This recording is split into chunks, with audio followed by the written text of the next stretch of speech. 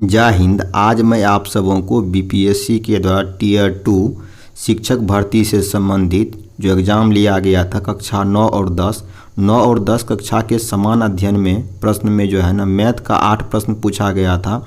वो 8 प्रश्नों को हम जो है ना विस्तार पूर्वक हल करेंगे।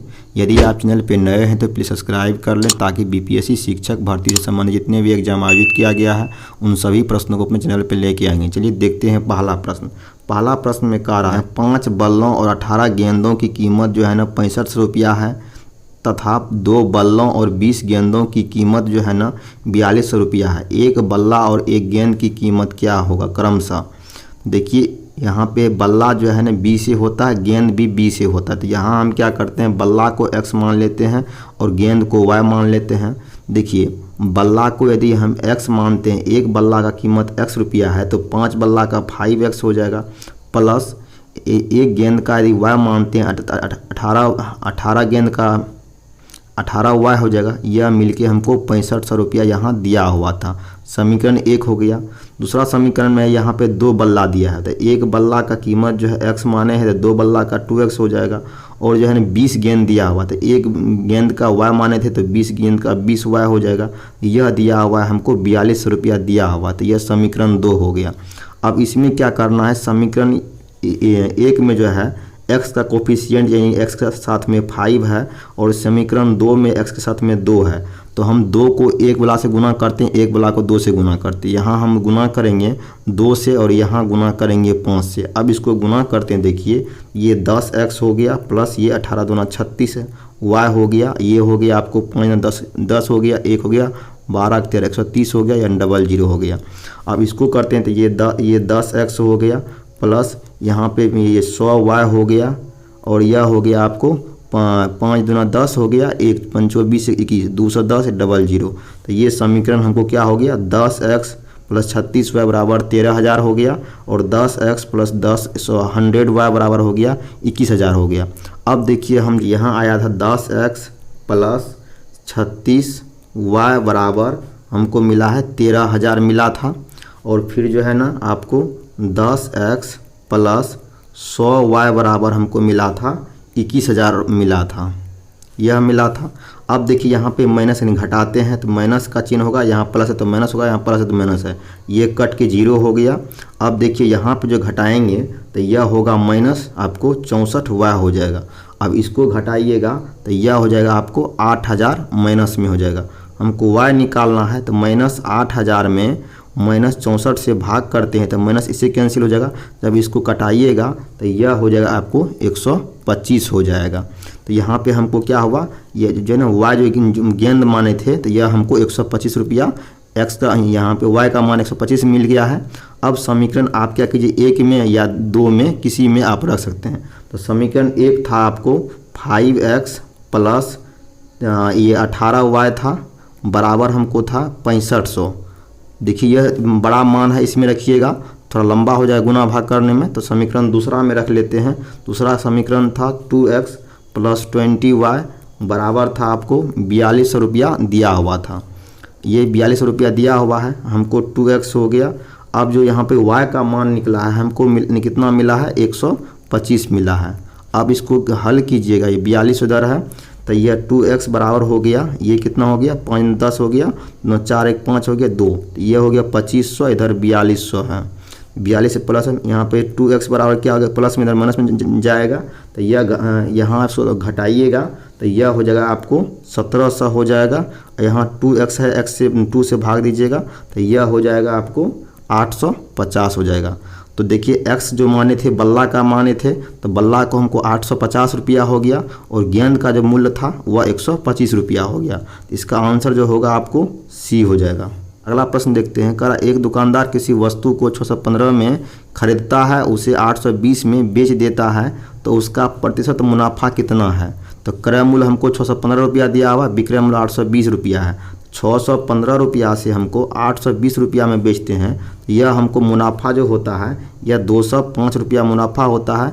और ये मुनाफा मतलब लाभ परसेंटेज जो होता है, लाभ गुना 100 बटे क्रय मूल्य कितना है 615 है। जब इसको आप कटाइएगा तो यह होगा 33.33% आ जाएगा, ये हमको लाभ हो जाएगा। इसका आंसर नंबर आपको ए हो जाएगा। नेक्स्ट प्रश्न देख लेते हैं।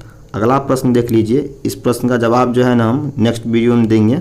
चलिए अगला प्रश्न देख लेते हैं। इस प्रश्न में क्या कह रहा है, कह रहा है एक त्रिभुज की दो भुजाओं की लंबाइयाँ 8 सेंटीमीटर 9 सेंटीमीटर है, इसका क्षेत्रफल 12√5 वर्ग सेंटीमीटर है, इसकी तीसरी भुजा लंबाई क्या है। तो आप इस सवाल को जो है ना ऑप्शन के मेथड से आपको बनाने में ज़्यादा बेहतर रहेगा।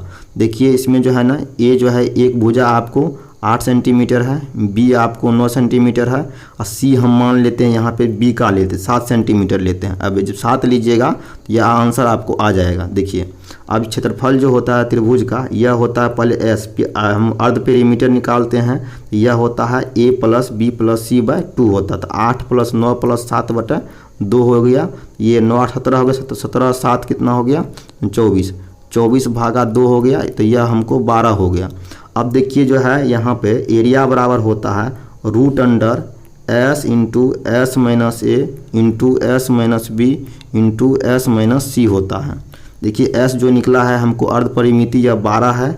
अब देखिए यहाँ 12 में से a घटाइएगा 8 है, तो यह 4 हो जाएगा, ये 12 है, s b हम 9 है, तो 12 में से 9 गया तो ये 3 हो गया, s जो है 12 है, 12 में से 7 देगा तो यह 5 हो जाएगा। अब इसका वर्गमूल निकालिएगा आप।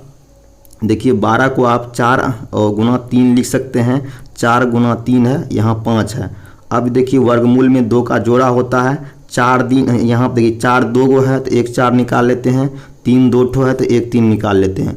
यहाँ जो है ना 5 नहीं मिलेगा तो 5 को रूट के अंदर ही रहने देते हैं, 4 तिया 12√5 हो गया।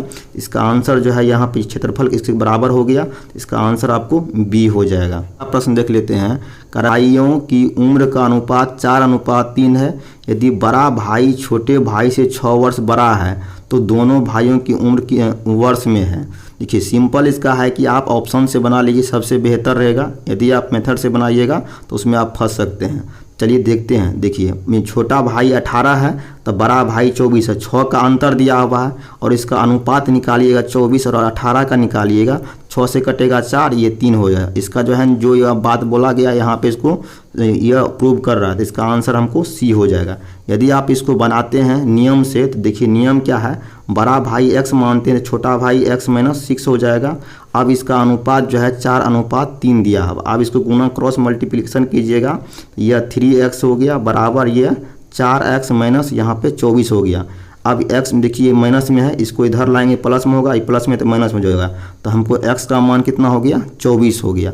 अब देखिए यहाँ पे हम बड़ा भाई x माने थे, छोटा भाई x - 6 था, तो ये बड़ा ये 24 हो गया, यहाँ नीचे में 24 - 6 हो गया, तो इसका कितना हो गया, ये ऊपर में 24 नीचे 18 हो गया। तो बड़का भाई 24 हो गया, छोटका भाई 18 वर्ष का हो गया, तो इसका आंसर सी हो गया। अगला प्रश्न देख लीजिए 69 नंबर में है। देखिए यह जो है सुबह में हम इसको हल किए हैं, यदि आप उस वीडियो को देखे रहते हैं तो इसका आप आसान से इसका हल कर सकते थे।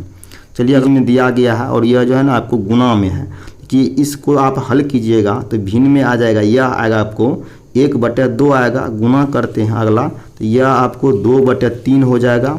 अगला जो है ना ये 3/4 होगा। इस तरह से आप ये अगर हल करते जाइएगा तो यह n - 1/n हो जाएगा। देखिए यह 2 2 से कट रहा है, 3 3 से कट रहा है, 4 4 से कटेगा, इस तरह से n - 1 कट जाएगा।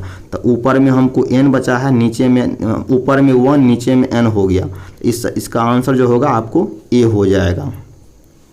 अगला प्रश्न देख लीजिए। अगला प्रश्न में कह रहा है कि मूल -1 है और 4 द्विघातीय समीकरण।